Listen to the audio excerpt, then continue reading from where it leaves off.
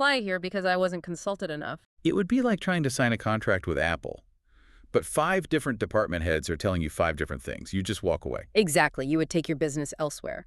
And for a weak state, going back to Hassan's expertise, that is fatal. It opens the door for external actors to divide and conquer. Right. If I'm a predatory foreign power and I see that your states can act independently, I'm going to bypass your capital city and just bribe the local guys. That is the nightmare scenario. So the legal reality is designed to be a shield. The federal government speaks for Somalia to protect Somalia. The member states give input. They are heard, but they don't hold the microphone. That makes sense. It clarifies the lane. Mm-hmm. But now I want to shift to what I think is the trickiest part of this whole puzzle. And frankly, this is where the building the house metaphor gets messy. I think I know where you're going. The incompleteness argument. Yes, this is Articles 138 and 142. Here is where the rubber meets the road. It is. This is the heart of the constitutional crisis in many ways. So lay out the argument for me. The critics, the people arguing against the federal government, what is their stance regarding these articles? The argument goes like this. Since the Constitution is explicitly titled provisional, and since not every federal institution is fully built yet, some actors argue that the Constitution isn't fully binding. So they claim they can ignore federal laws or just opt out until everything is finished. Yes, it's like saying, call me when the building is done, then I'll move in. Until then, I'm staying in my tent and ignoring your rules. But Hassan says legal doctrine just destroys that argument. It does. Let's look at Article 138. The text is very short and very sharp. It states that the Constitution comes into effect immediately on the day after approval by the National Constituent Assembly. So day one, not day one when the buildings are finished, but day one of the signature. Correct. Hassan references Kelsenian theory here, specifically the concept of the Grundnorm. Okay, you dropped a fancy German word. Unpack that for us. Grundnorm. It translates to basic norm. Hans Kelsen was a famous legal philosopher, and he argued that every legal system needs a foundational basis for its validity that doesn't depend on anything else. It's the Big Bang of the legal universe. So it exists because we say it exists. In a way, yes. Hassan explains that the legitimacy of the Somali constitution comes from its adoption by the assembly. It does not rely on whether every office has been built. It is the law of the land right now. That's a powerful concept. It means the law precedes the implementation. Exactly. If you buy a house, you own it the moment you sign the deed. You don't wait to own it until you've arranged all the furniture. The legal reality happens at the signature. So the "we're not ready yet" excuse doesn't fly legally? Not under Article 138. Right. But then the critics pivot. They point to Article 142. Right, the transitional clause.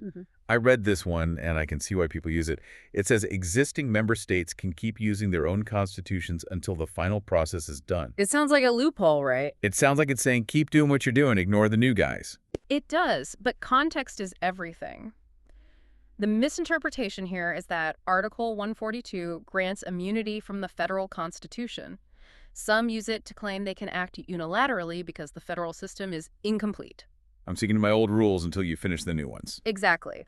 But Hassan argues that Article 142 is a bridge, not an escape hatch. It was designed to prevent paralysis. Paralysis. Explain that. Imagine if, on the day the new Constitution was signed, all the old state-level governments instantly lost their power to operate. Who collects the trash? Who runs the local police? Who pays the teachers? The country would grind to a halt. It would be chaos. Right. So Article 142 keeps the lights on. It allows the states to function during the transition. But, and this is the key, it does not grant them sovereignty that overrides the federal constitution. It's a temporary patch, not a permanent shield. Precisely. Hassan uses the example of South Africa's 1993 interim constitution. They were transitioning away from apartheid. They had provinces with their own structures. They needed a way to manage the changeover legally without the country collapsing. That's a really helpful comparison. The interim rules were there to facilitate the union, not to break it apart. Exactly. It didn't mean those provinces were independent republics. It just meant they needed a way to manage the logistics of change. So claiming Article 142 allows you to ignore the federal government is like using a detour sign to drive off a cliff. A vivid image, but yes. Hassan is very clear. Article 142 does not override Article 138. The Constitution is supreme. The bridge is there to get you to the other side, not to let you set up a toll booth and declare independence in the middle of the river. So let's zoom out. We've looked at the technicalities, but If the law is this clear, federal government has the big powers, consultation isn't a veto, and the Constitution is binding right now, why do we still see threats of secession or states saying, I don't like this, I'm out? This raises the most fundamental question of all. What is a union? Can you just leave if you lose a vote? And this is where Hassan brings in the heavy artillery, both historically and philosophically. I saw a reference to a U.S. Supreme Court case from the 1800s, Texas v. White. Yes, 1869. This is one of the most famous cases in constitutional law regarding secession. Set the scene for us. Why is an American case from 1869 relevant to Somalia today? Well, this was right after the American Civil War, the bloodiest conflict in U.S. history. The state of Texas claimed that during the war it had seceded and therefore wasn't subject to U.S. laws. The Supreme Court had to decide, can a state just leave the Union? And what did they say? The court ruled that the United States is an indestructible union composed of indestructible states. They declared that unilateral secession is absolutely null. Indestructible union. That is incredibly powerful language. It sounds almost religious. It is foundational, and Hassan applies this strictly to Somalia. He argues that just like in the U.S., the Somali constitution doesn't have an exit door. You cannot just walk out because you disagree with a policy. Once you are in, you are in. And then he connects this to John Rawls, the philosopher. Now, I haven't thought about Rawls since College 101, but remind me of the connection here. Rawls is famous for his ideas on justice as fairness, and Hassan notes that justice requires fair terms of cooperation.